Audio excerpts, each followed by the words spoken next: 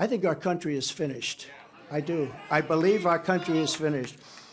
We have an opportunity to do something so amazing. And the good news, and the reason we have such support, the best numbers I've ever had, the reason we have support is because they are so bad at what they're doing and so evil, and they're destroying our country. The taxes, they want to raise your taxes times 4. They want to let the Trump tax cuts, the biggest tax cuts in the history of our country, they want them to expire. Your taxes are going to go through the roof. You take a look at regulations. They're throwing regulations. You can't breathe. You can't even breathe with what they're doing. You take a look at our border. So bad. There's never been a border like this in the world. 4 years ago, we had the safest, best border in the United States. I built hundreds of miles of border wall. And they always say, oh, he didn't build hundreds of miles, because if there's a board laying on the ground, they say that's a renovation. They call it a renovation. If there's 2 nails laying from 50 years ago, they say, oh, that was a renovation.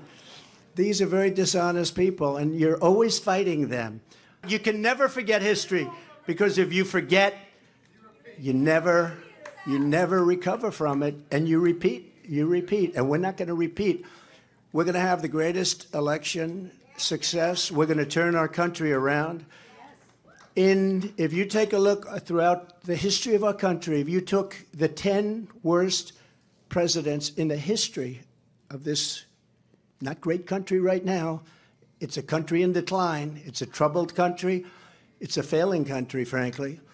But if you took the 10 worst presidents and put them together, the 10 worst, absolutely 10 worst. I used to say 5. Remember, I started, I'd say 5.